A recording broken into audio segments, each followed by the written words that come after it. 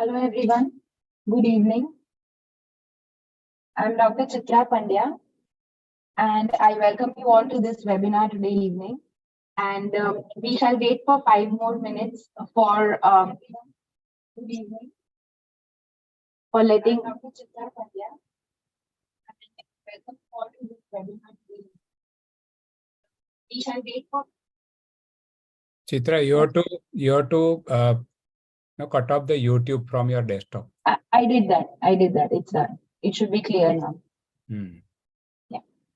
So we shall wait for 5 more minutes before we begin this webinar, and we shall begin exactly at 8:05 p.m.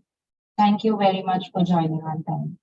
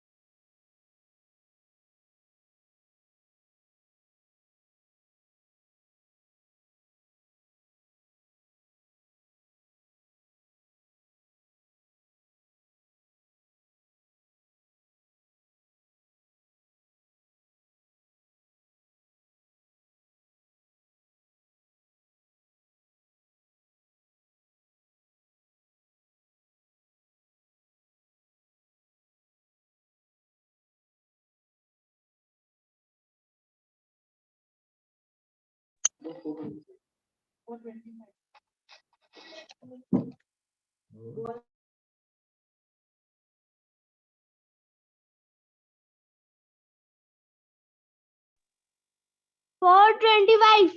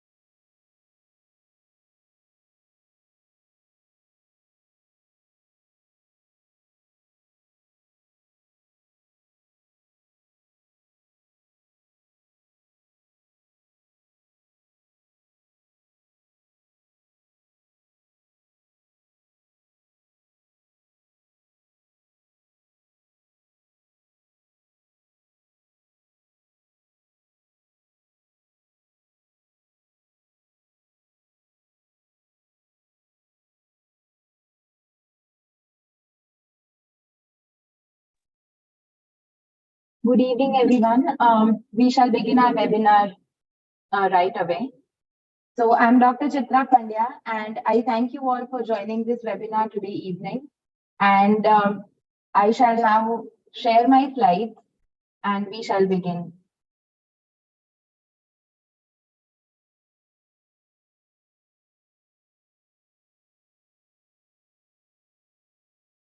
So our webinar today is about life skills for adolescents and young adults. And the idea of this entire webinar is that empowering ourselves is very crucial when we are empowering our own youth. So the tagline is empowering ourselves while we empower our youth. And I'm Dr. Chitra Pandya, and I'm an MD in community medicine. I've also done my diploma in community mental health from NIMHANS. I'm the founder of a social initiative called Medicine Beyond Classroom, which is basically a social initiative focused on community-based preventive mental health. Preventive mental health is a niche area in the field of mental health, wherein we deal with prevention of mental health disorders rather than curing mental health disorders, which already exist. So it's a community-based initiative, and this webinar is actually a part of that. So we have met today because we are currently celebrating the International Adolescent Health Week, and it is celebrated every year from March 19th to March 25th, and it's been founded in 2016 and has been going strong. It began in Philadelphia, USA, and now it has become a global phenomena. And so today we are celebrating the IAHW as a part of Medicine Beyond Classroom in India. The tagline or the theme for this year's International Adolescent Health Week is with and for the adolescents, building a healthier and more inclusive future. And the idea behind this webinar is to not just address the adolescents, but actually focus on addressing the adults in the lives of adolescents, which is their parents and teachers, and all of us doctors, and all the others who might be dealing with adolescents in their day-to-day life, whether it be in their families or professionally.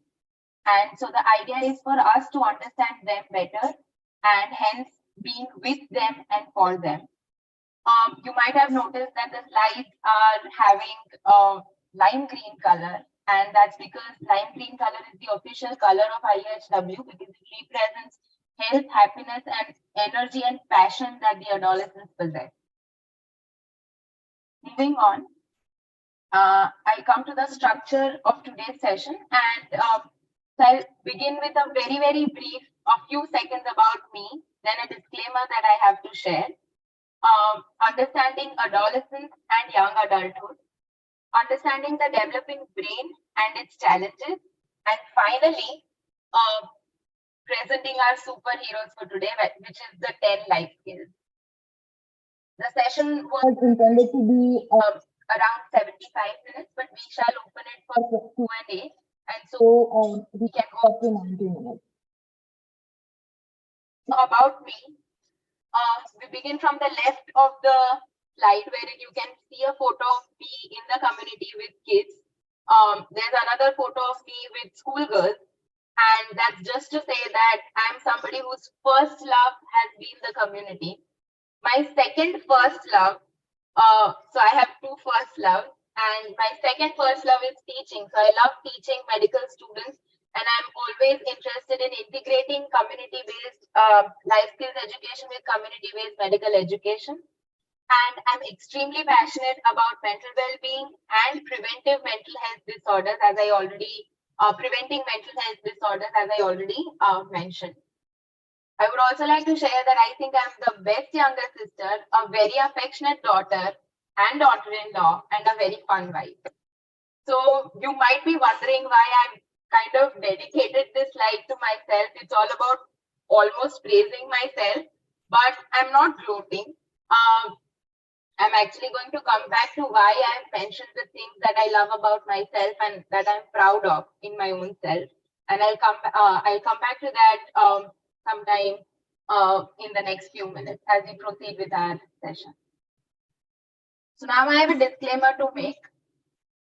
Just looking at the GIF, it's pretty clear that this old guy is definitely supposed to be neutral, but is definitely not. He's more biased towards the Gore Log than our own Bhuvan from Lagan. And so I am not this guy. I'm genuinely not biased towards any side. I'm with the adolescents and young adults as well as with the adults, which is the parents and the teachers. I'm genuinely not biased towards any side, and I want both sides to win because it's possible. This is life and not cricket. So it's possible for both sides to win. We need not have one side winning and the other losing, and we need not have a draw. We can have both sides that win, and this webinar is all about that. So for the adults, the disclaimer is that I'm going to try to help the adults understand why adolescents think and act the way that they do. It's often frustrating for us as adults because we fail to understand the why behind what they are doing.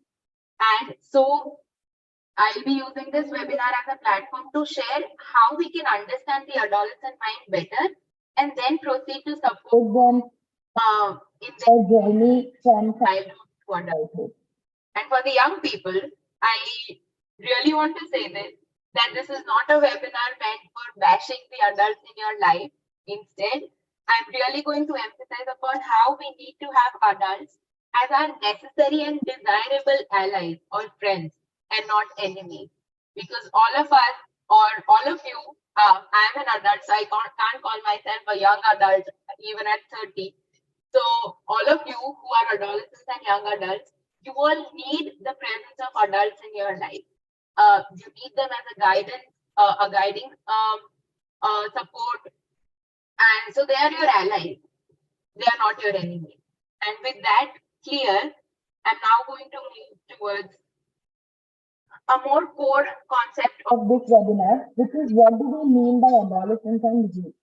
And I'm constantly making an attempt to ensure that I don't talk myself just as adolescents, but I constantly include young adults or youth. And the reason for that is that this is actually a very dynamic spectrum which is affected by a lot of social cultural factors and a lot of generational factors as well. So with the changing times, the span of childhood or what was supposed to be conventionally considered as childhood is actually decreasing, while the time period when a person is expected to take on complete adult responsibilities is rising.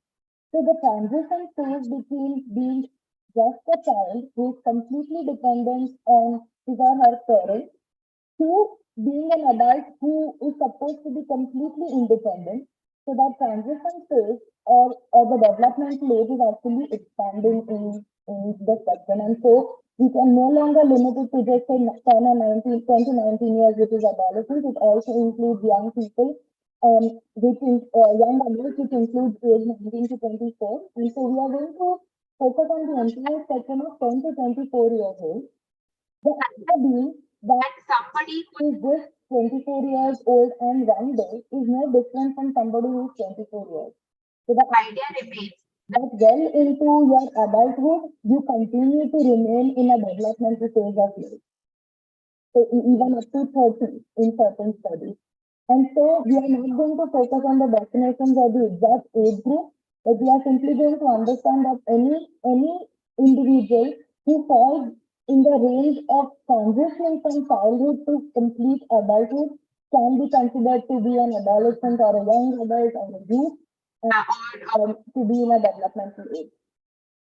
So what does the developmental age actually mean? It's a very rickety bridge, and it's rickety. It's not a smooth, it's not a very well built bridge. It's a rickety, futa wooden bridge from childhood to adulthood. And hence, it's a tough journey for all of us. All of us have been through young adulthood, all of us have been through adolescence, and we know how tough it can get. You might not remember it after a decade, 2 decades, 3 decades, 4 decades. Our memory of the challenges might fade as we are faced with new challenges every day. We might think, "Arey, bachpan was so much better than adulthood." Yeah, when we were 15, it was so much better than what we are at 35. But if we think of the actual circumstances that we went through, we realize how challenging those times felt at the time when we did not have much experience in life. So childhood is defined as a phase when there is complete dependence on adults for basic survival, for physical, social, emotional needs of survival.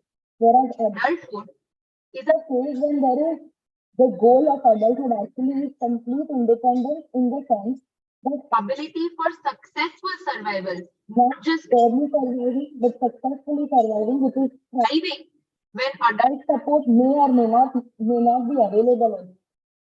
So when we as adults think about our adolescents or young adults, it's important for us to realize the goal that we have for them.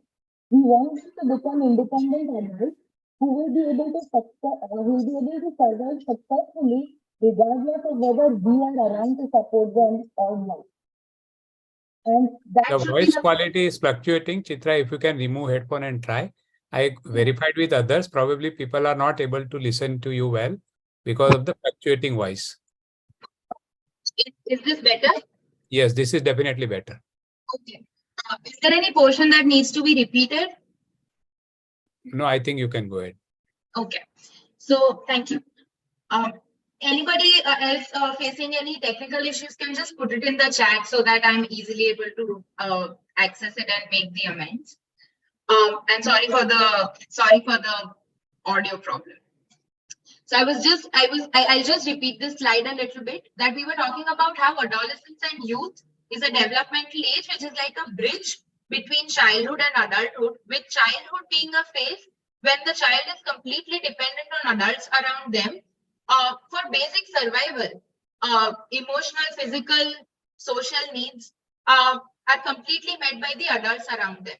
Whereas adulthood is a phase wherein the goal is that an individual will be able to sustain themselves successfully, not just barely survive, but thrive when adult support is no longer available. So whenever we are dealing with our youth, we need to remember that rather than being people who impose themselves upon them and expect them to do as we say, we actually want a youth to gradually, in a controlled environment, develop independence.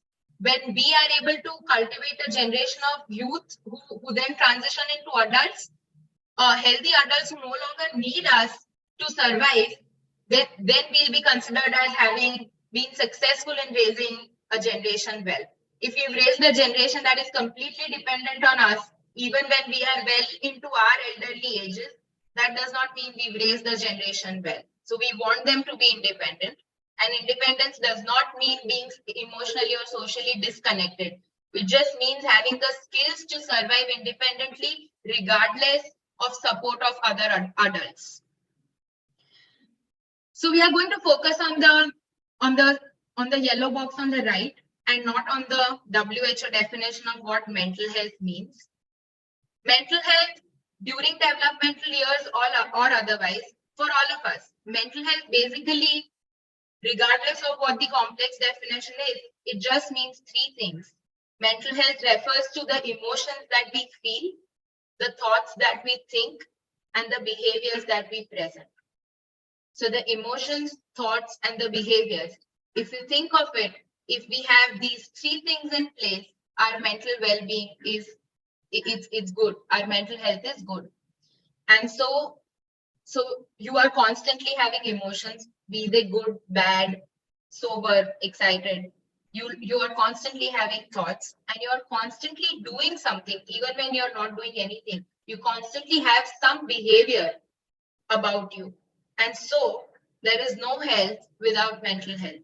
And this is a definition that I learned from Sangath India, which is a public health nonprofit which deals vastly with mental health in the community.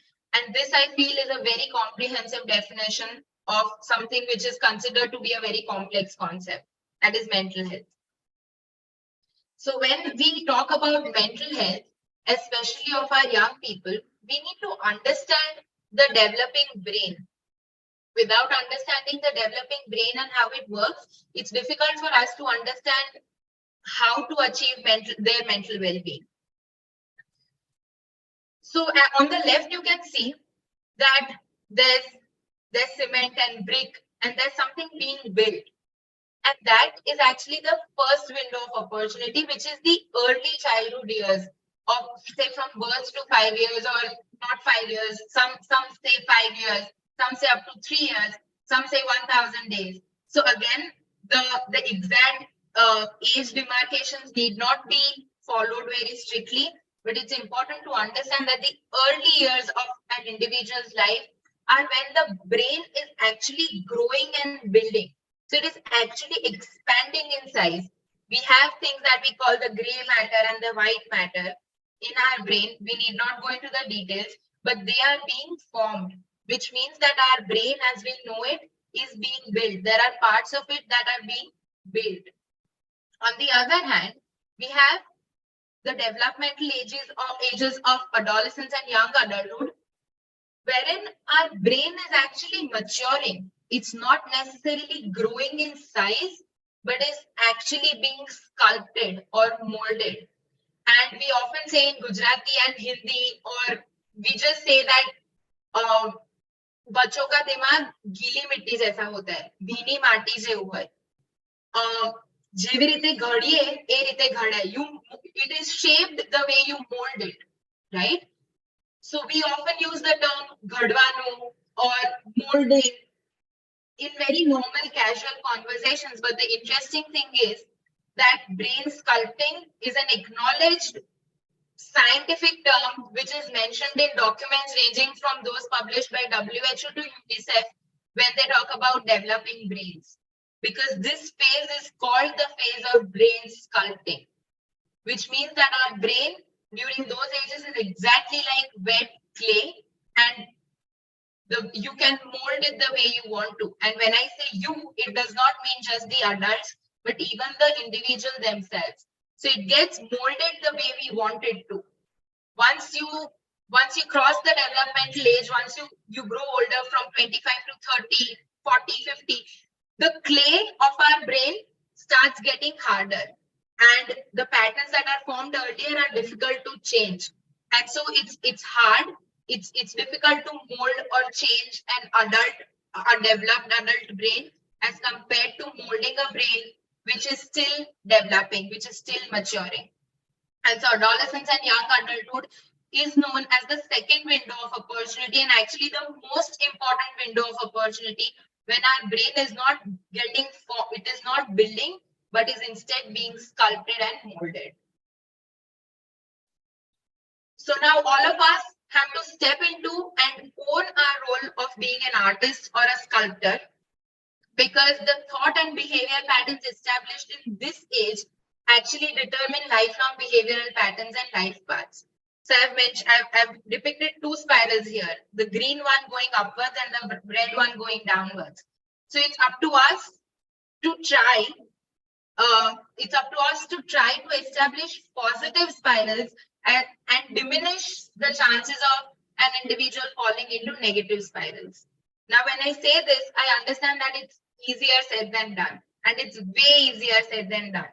All of us know that we want our children to fall into a good spiral and not a bad spiral. But how do we do that? We often struggle to establish positive spirals, and let's understand why we struggle. Why is it not easy to just shift a person from spiraling into a negative spiral to a positive spiral? Why is that shift not that easy? Why are parents always concerned about their kids taking a galat pathway in their life? So the first reason for that is that the developmental periods are very stressful. And as I already mentioned, adults often forget this. Adults often forget the stress that we have gone through during our developmental ages or years. So when our young are going through very stressful periods, we often dismiss their stress as, like, what stress can they have in their life? Like, look at our adult lives. They are way tougher than childhood or adolescent age lives. But that is where we falter. We fail to offer them the support they need when they are the most vulnerable and need our support the most. So as adults, we often fail to realize the stresses that our young are going through. And so to understand the stresses better, I have listed down some very common reasons for stress. The first is they are undergoing dramatic physical, sexual, psychological, and social developmental changes all at once. So it is so confusing. they are not prepared for this. They don't know what is going to hit them when they turn an adolescent or go into young adulthood. There is a lot of academic pressure, a lot of peer pressure, and there's a strong desire to fit in. So we might keep telling our child that, you know, you are unique, it's so great. But it just saying it does not work, because they do not want to stand out. They want to fit in. It's only when we become adults, it's only when we start becoming more conscious of our own selves, that we have this dire need to actually stand out, become famous, stand out in a crowd of crores of people. But that's not an adolescent. An adolescent wants to fit in. Then we might want to completely dismiss this, but they undergo a lot of relationship difficulties. And there's a reason for that. This is the age when they are actually trying to understand their own sexual orientation, their own gender identity. It's a confusing time. And with so much information available, they may or may not get confused about what they are going through being normal or not. So it's already a difficult time, and with the plethora of social media accessible to them, it becomes more difficult to navigate relationships. And so relationship difficulties have always been difficult for adolescents, and probably are becoming more and more difficult with passing times. This point is very common. It's trouble with adults, be it at home, be it in school, because adults are constantly either expecting the adolescent or the young adult to just listen to them, because in our opinion they do not have any experience, or we expect them to behave as adults. So we as adults are ourselves confused about what we expect from our adolescents, and that leads to them being troubled with us. Then our adolescents and young adults often face a lot of bullying.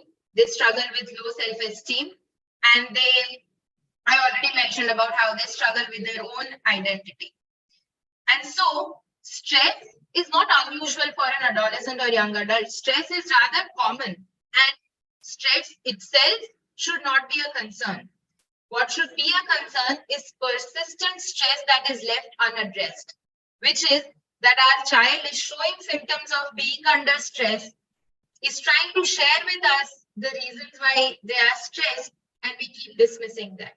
So the stress which is persistent, which is left unaddressed, which then becomes long-standing or chronic stress, that is of immense concern, because chronic stress leads to, of course, release of stress hormones for a long-standing period of time, and the developing brain is especially sensitive to stress hormones when exposed to them for a long period of time, constantly, chronically, or persistently. And this affects their learning, memory, emotional processing. It basically affects their mental health in all different ways. And this has been shown to increase the risk of psychiatric and psychological disorders over a period of lifetime. So a child that is currently stressed for months and months together might not have any mental health disorder. But later on in life, well into their adulthood, they might start manifesting psychiatric or psychological disorders because of the adverse influence of stress during their formative years. And therefore, it is necessary for us, the least that we can do is support them, just hear them out, and not dismiss their concerns or stress.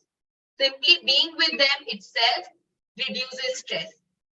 And so stress stress over a long period of time can have long-term impact, which is one of the reasons for establishing a negative spiral, because as I said, stress leads to mental health, is a risk factor for mental health disorders later in life. The second reason why we struggle to establish positive spirals, I initially mentioned a complex term, which was adolescent neurobehavioral functioning, which is how the development of the adolescent mind actually impacts their behaviors and how they act.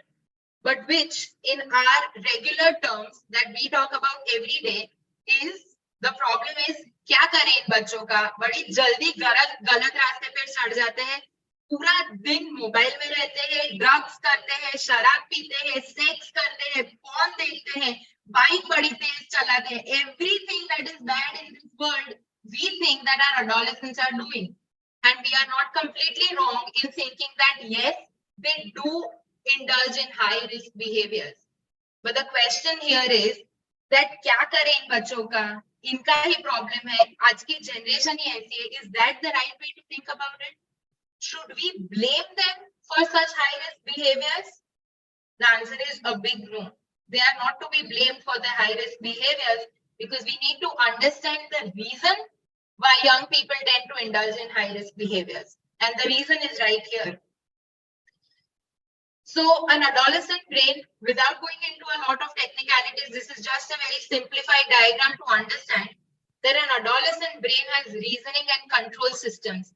That is, an adolescent can understand कि सही क्या है और गलत क्या है. They know it. So the control systems are present, but they are not mature. On the other hand, is a system known as the motivation system, which is actually dominant. Motivation system is anything that motivates them for rewards or seeking new sensations, seeking thrills, right? So when they are faced with a new experience, even if their logic says that this could be harmful, drinking and driving could be harmful, it's the thrill of drinking and driving for the first time that will be dominant, which will take over their control systems. And that's the reason why when they see an opportunity for a new experience, our adolescents cannot resist the temptation to indulge in that new experience, regardless of what it is, right? And this mechanism has evolved so as to enable our brains to seek new experiences. Because if adolescents were to be scared, if the control systems were to dominate the motivation or the reward systems, it would mean that whenever they were faced with a new challenge, they would just be too scared to explore. And they would just stay cocooned. They would not gather new experiences. And without experiences, how would they become independent, mature adults? Right?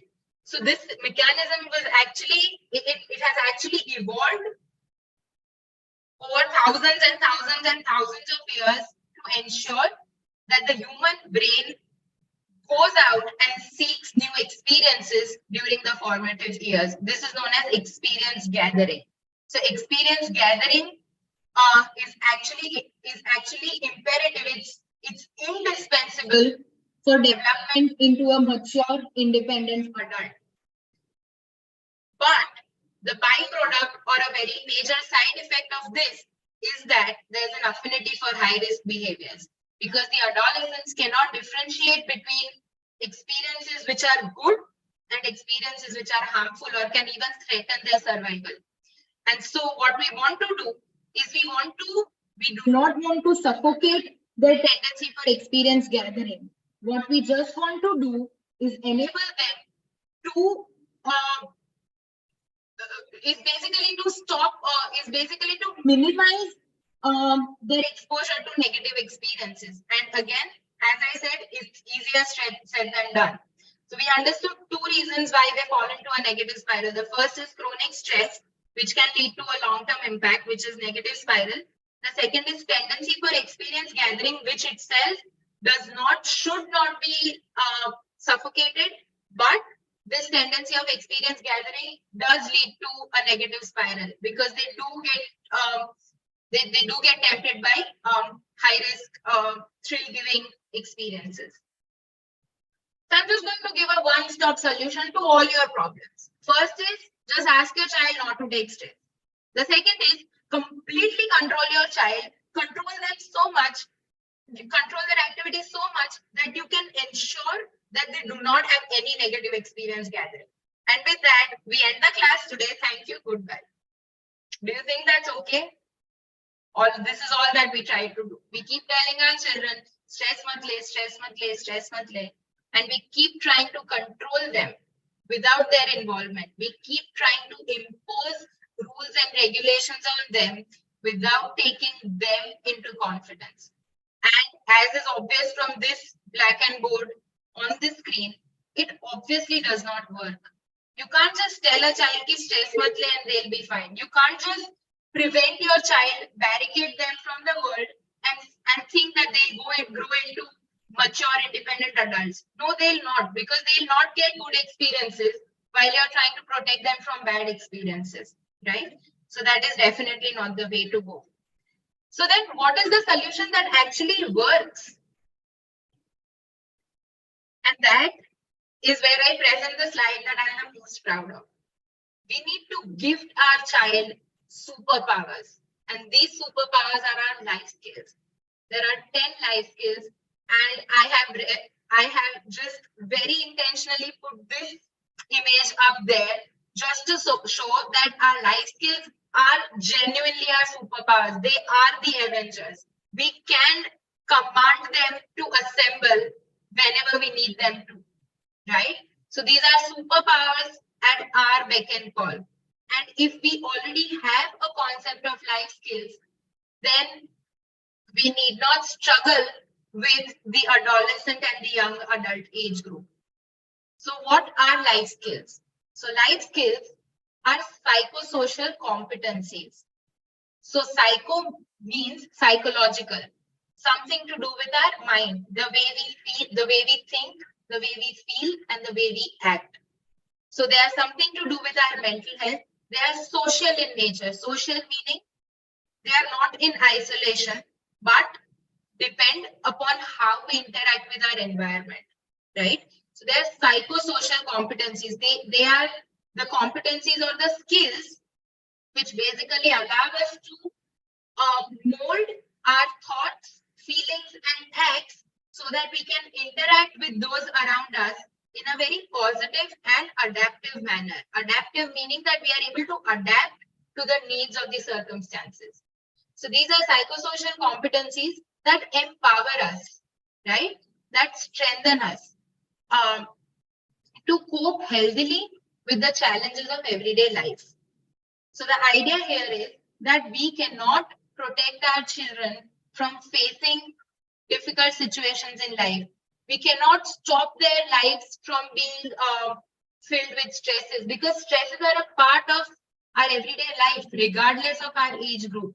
Be it a child, an adolescent, young adult, a geriatric individual. We all have stresses in our lives, and we all have ups and downs. And the idea is not to protect or cocoon our child from these stresses. The idea is to empower them so that they can cope healthily, not just cope, not struggle to cope, but cope healthily with the challenges of everyday life, which are inevitable.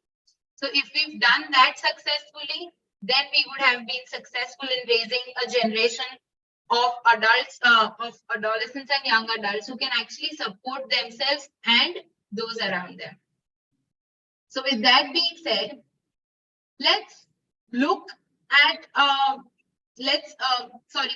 have one more slide before which we go to the details of life skills.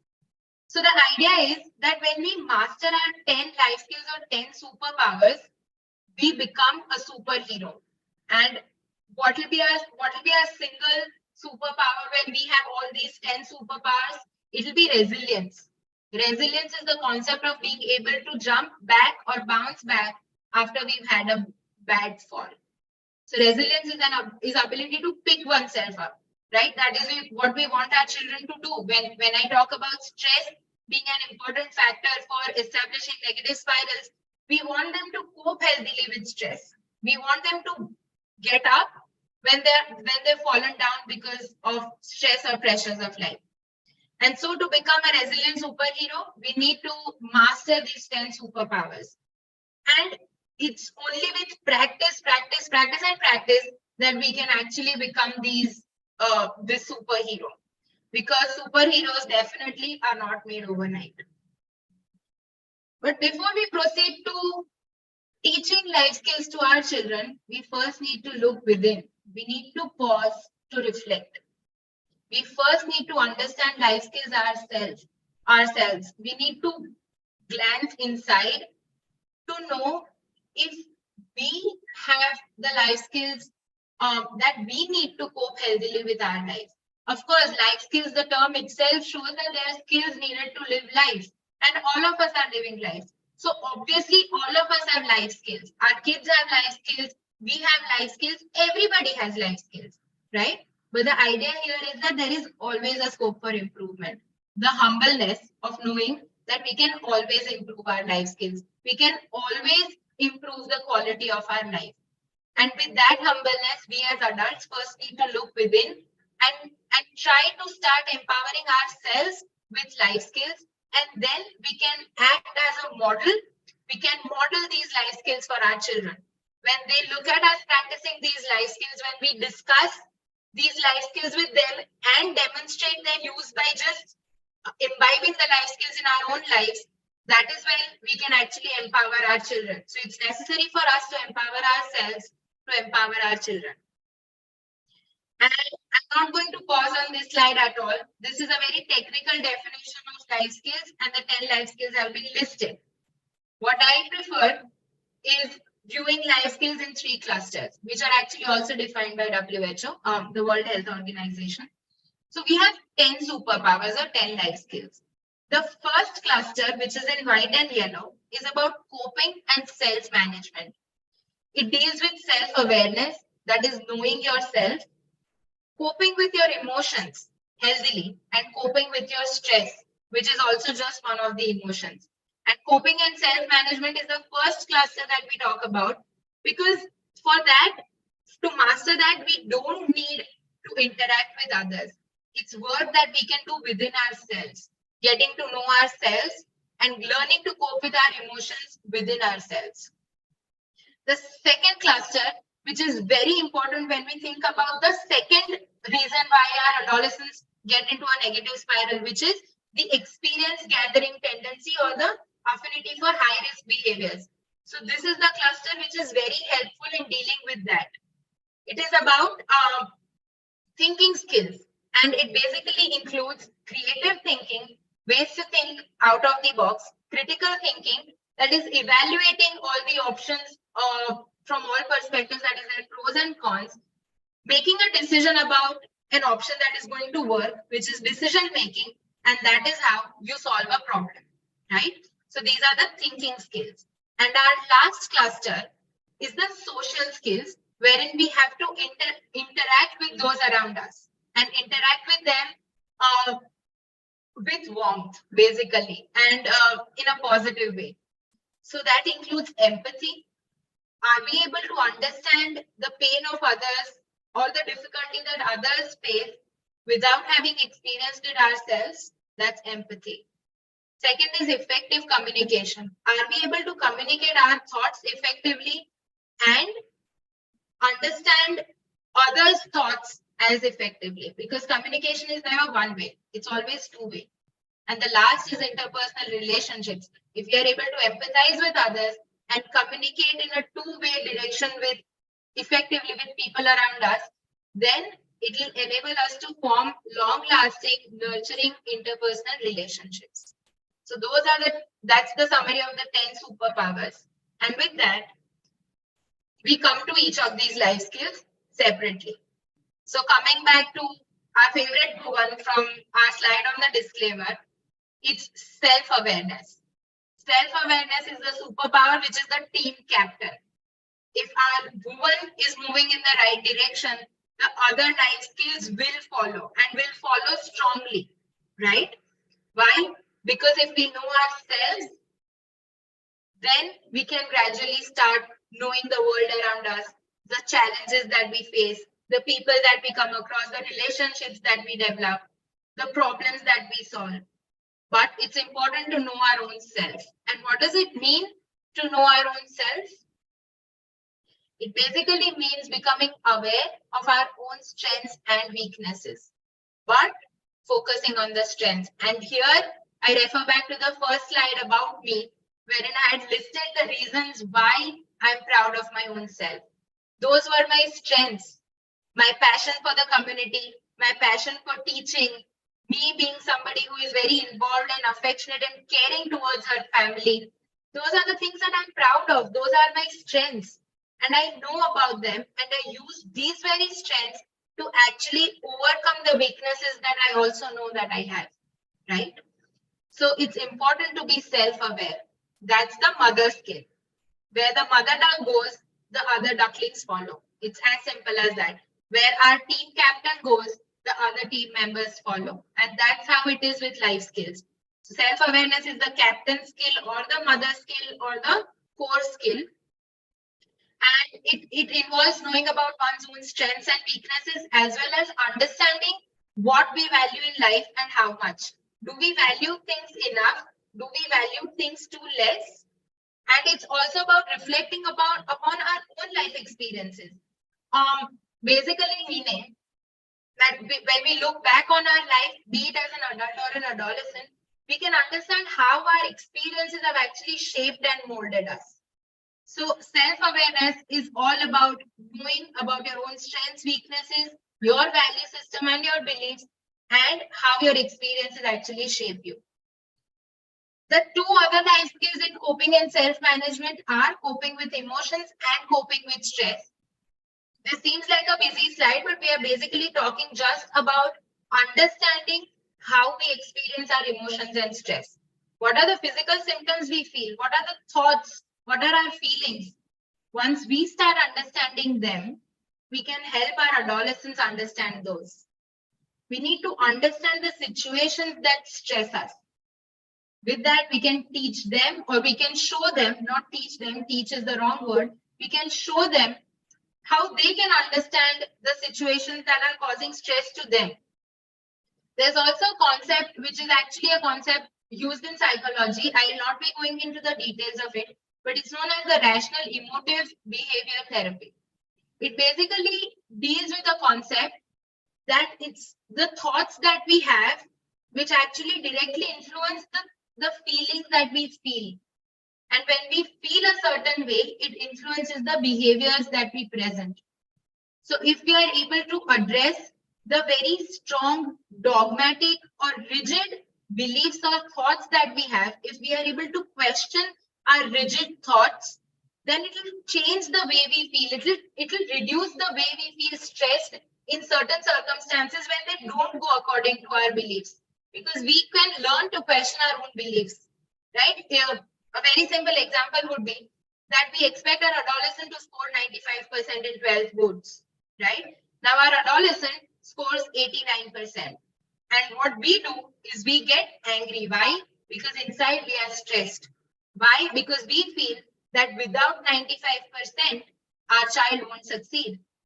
So that thought is a rigid belief or an irrational belief. Where is it written that only with 95% can a child succeed? It's not written anywhere. It's our perception. And so we learn to challenge this belief. I would prefer that my child scores more than 95%, but even if they score a little less than that or a lot less than that, it's not the end of the world. It does not mean that they are not going to be successful in life, right? It's not the best outcome, but I can deal with it. And that simple change in our thought will change the way we feel. It will bring down our stress. It'll convert our anger and a lot of worry into healthy concern. And then that will change the way we behave with our adolescent or our child. Instead of shouting on them, screaming on them, and scaring them off, we'll actually be able to be supportive.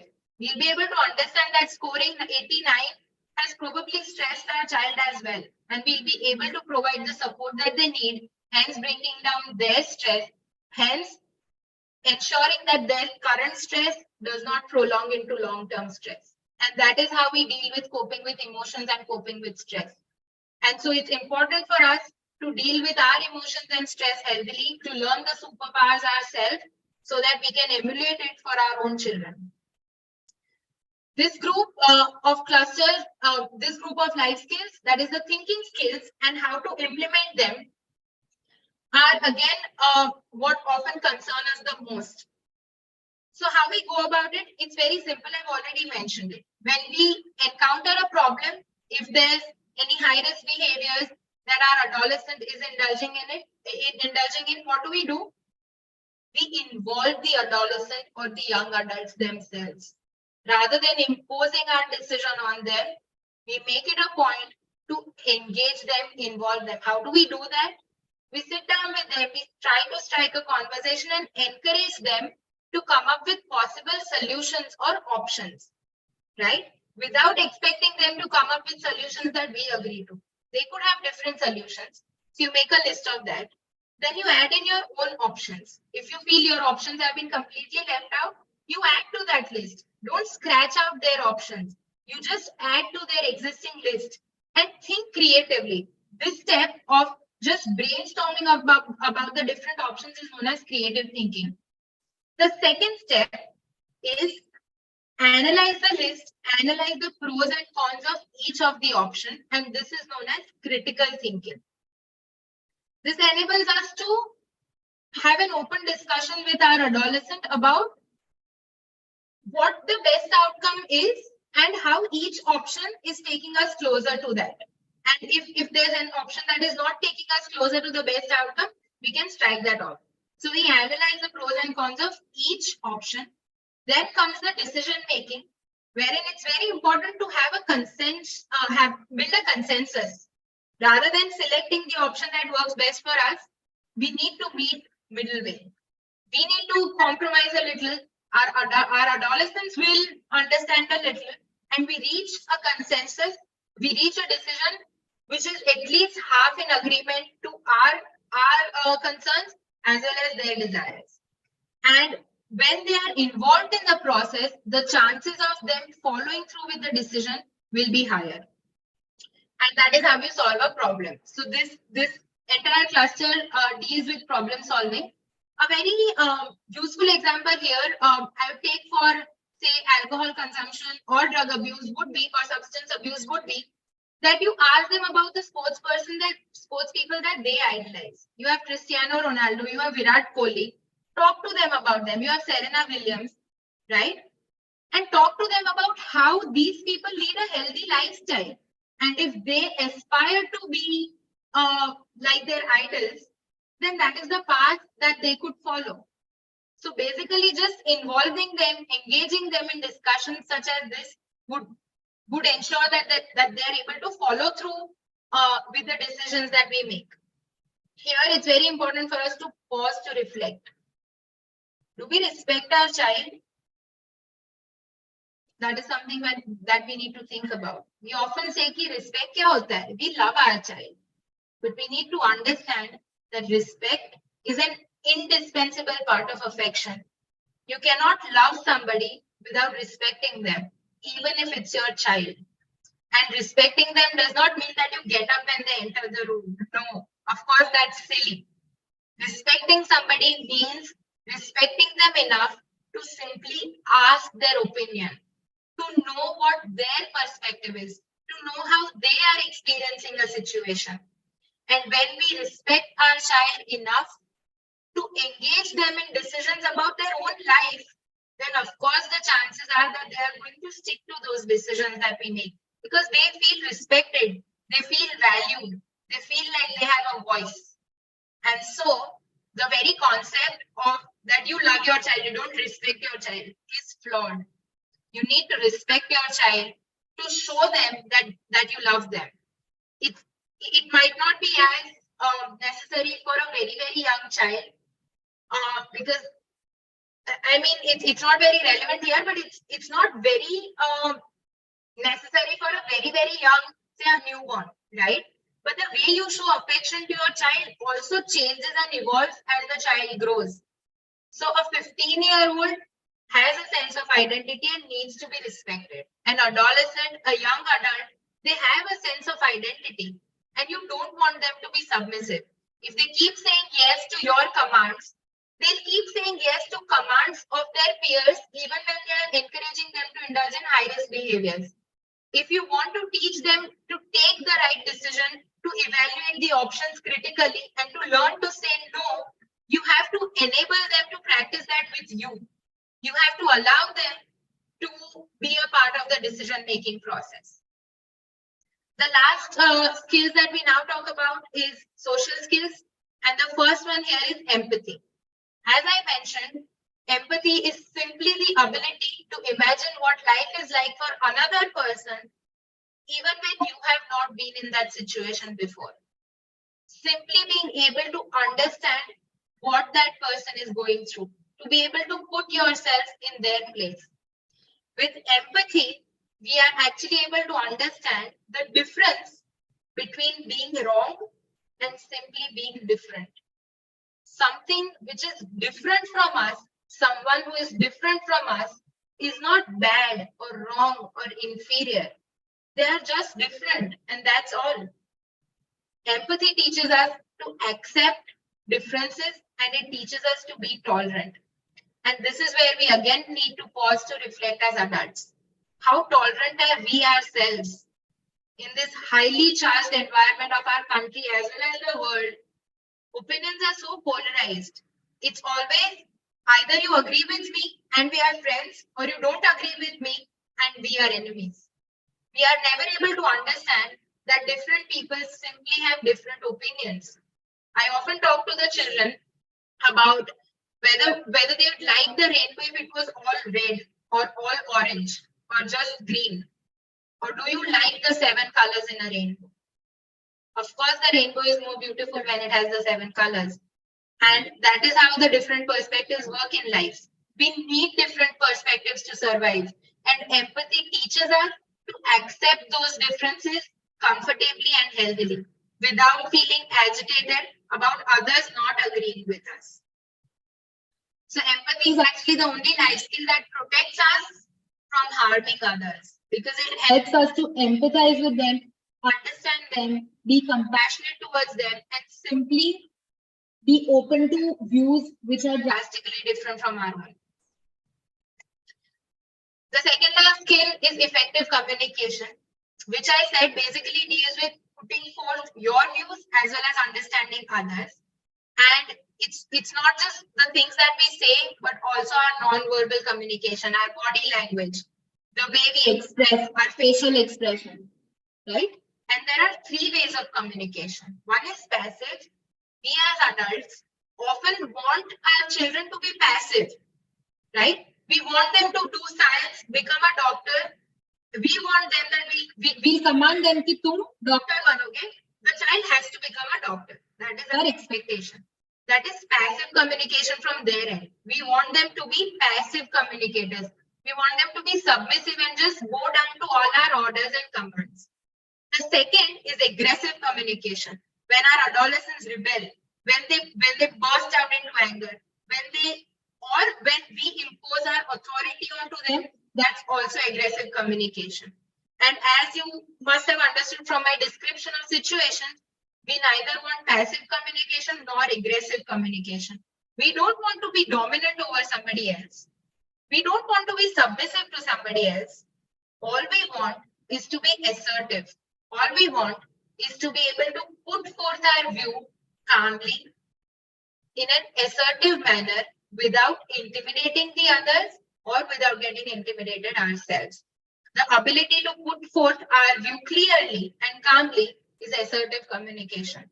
And we need to learn assertive communication. We can be assertive with our adolescents instead of being aggressive.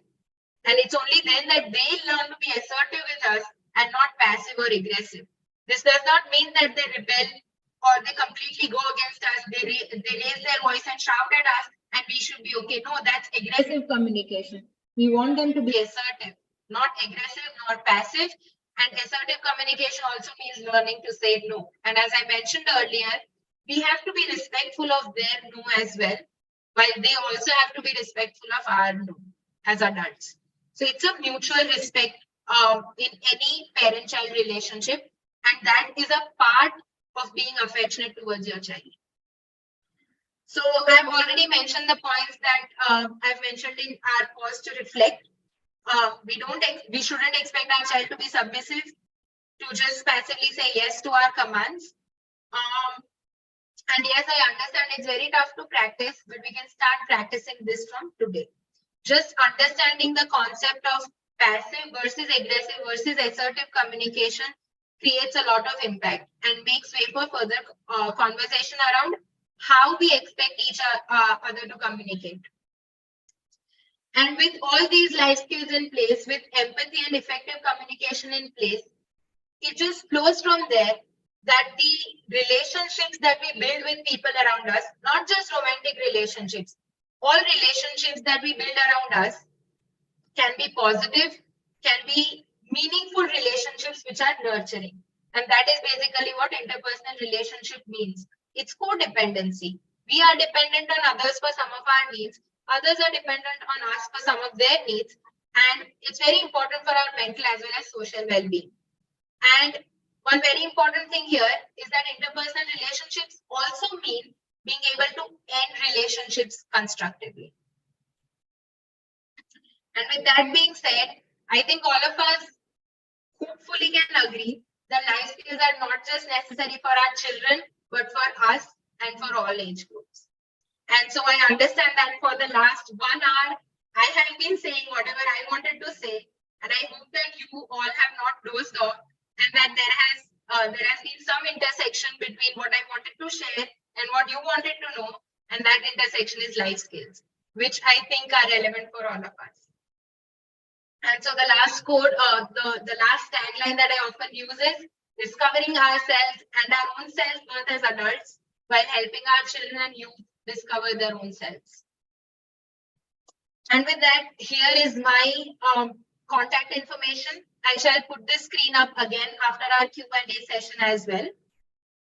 And with that, my part of the webinar ends, or this lecture ends. And I'm very proud to actually call upon Dr. Preeti Galagali to join us. She is the global co-lead for the International Adolescent Health Week that we are currently celebrating. She's also the Secretary of International Chapter, Society for Adolescent Health and Medicine, USA. She's also the Director and Consultant at Adolescent Health, at Bangalore Adolescent Care and Counseling Center. And she's been a pediatrician for the last 30 years, and for the last 18 years, she's an adolescent health specialist. She's also the Academy of Adolescent Health chairperson. She was also the chairperson for 2010. So I call upon Preeti ma'am to join our discussion, and with that, I shall end my screen share. Welcome, Preeti ma'am. The stage is all yours.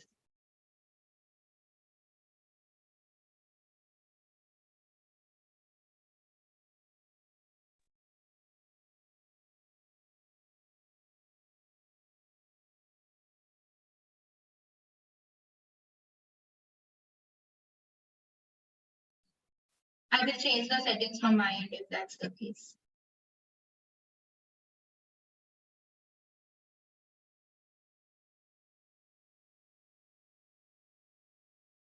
Could you try unmuting yourself now? Can you hear me now? Yes. Yeah.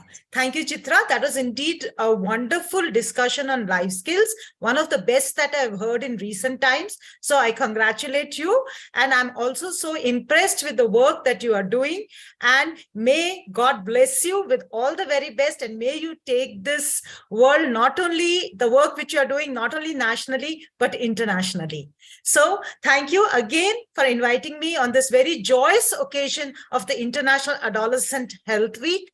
Talking about life skills, I think we all agree that all adults and adolescents and children need life skills. Of course, they have to be age specific, developmentally specific, and culturally specific. And we can all see that life skills develop adversity quotient, emotional quotient, social quotient, even the environmental quotient. And of course, what they really don't contribute much is to the intelligence quotient. But of course, you do need intelligence to some level to really understand life skills. But as I said before, also those with intellectual disabilities or those with neurodevelopmental disorders, the life skills can be very much made developmentally appropriate. In this era of, the post-COVID, or in fact, I would say the COVID is still ongoing. Children are facing much more stressors. There are many natural disasters. We know about the earthquake in Turkey. There is, of course, the war going on, and so many environmental challenges that children and adolescents are facing. And we are looking towards the youth for solutions. And I think life skills are a very important contributor to positive youth development. In fact, positive youth development is characterized by first, life skills, the contributions of the youth themselves, and in building solid relationships with adults which are supportive in a very safe environment.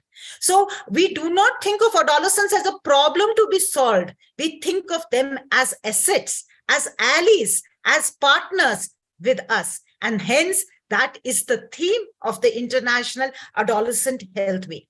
Just for those of you who are clinicians, I would like to say that life skills have a big role in clinical practice. A lot of people ask me about counseling skills, but if you just look at them closely, depression may have a life skill deficit of self-esteem, of problem solving. Anxiety, social anxiety may have a life skill deficit of coping skills. So if we know these 10 life skills, they actually help us immensely in counseling for mild mental disorders. So thank you once again, Chitra, for reinforcing the importance of life skills in our lives and in the lives of the young people whom we all touch every day, day in and out in our clinical practice.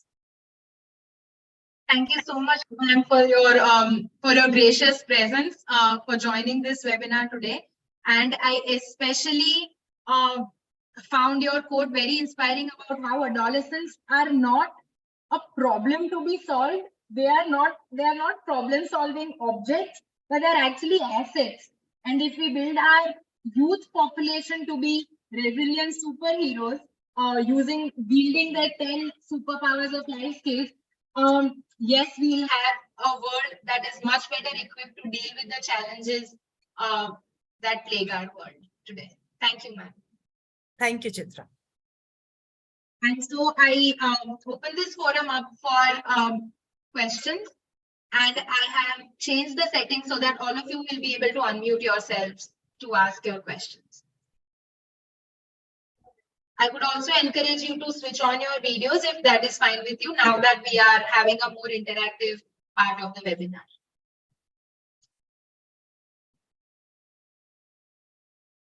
Thank you, Ms. Arvind.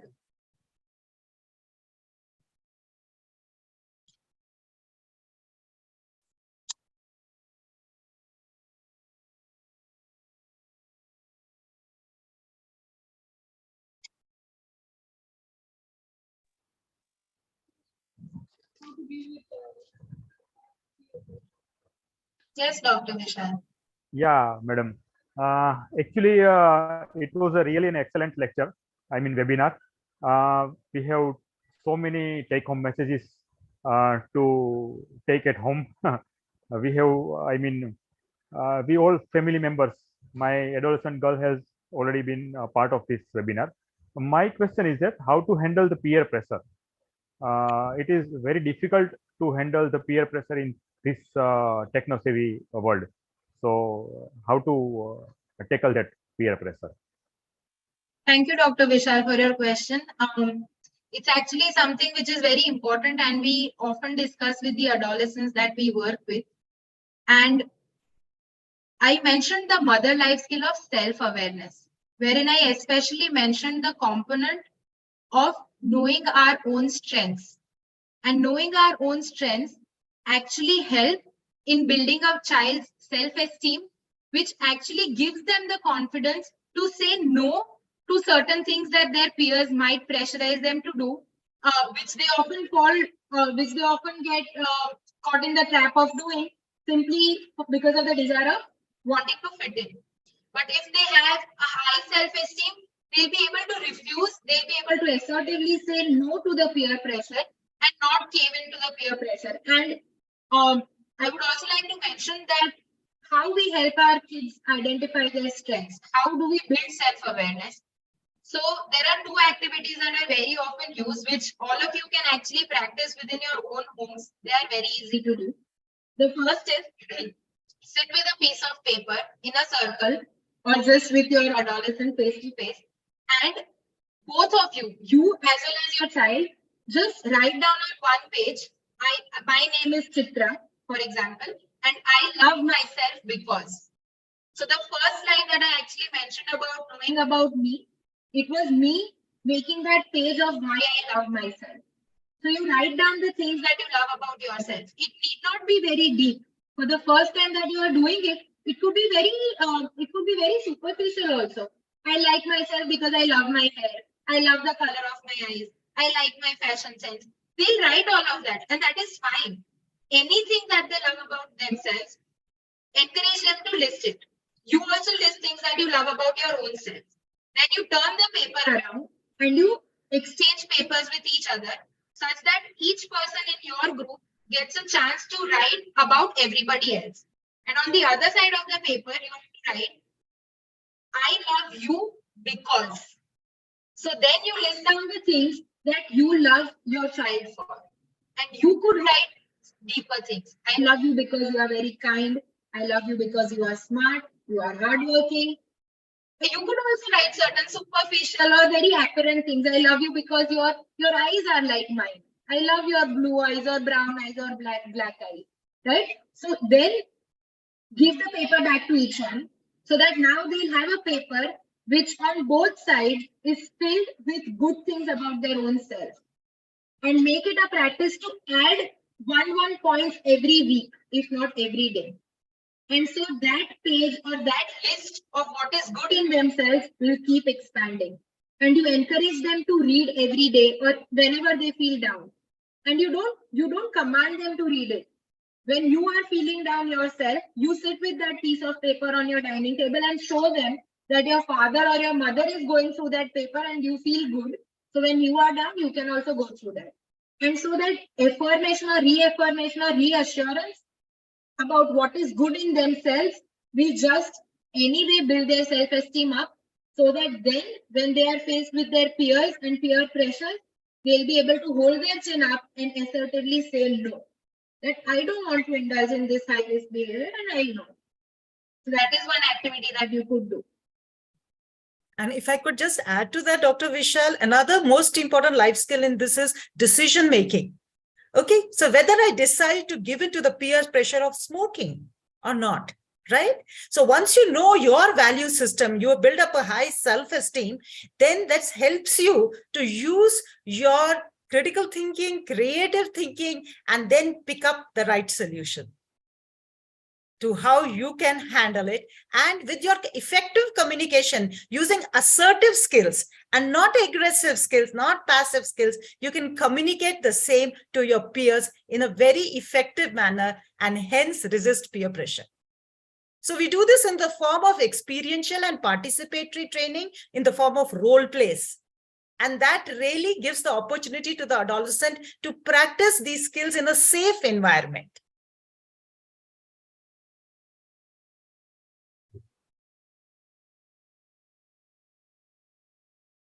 Anybody else would like to ask further questions?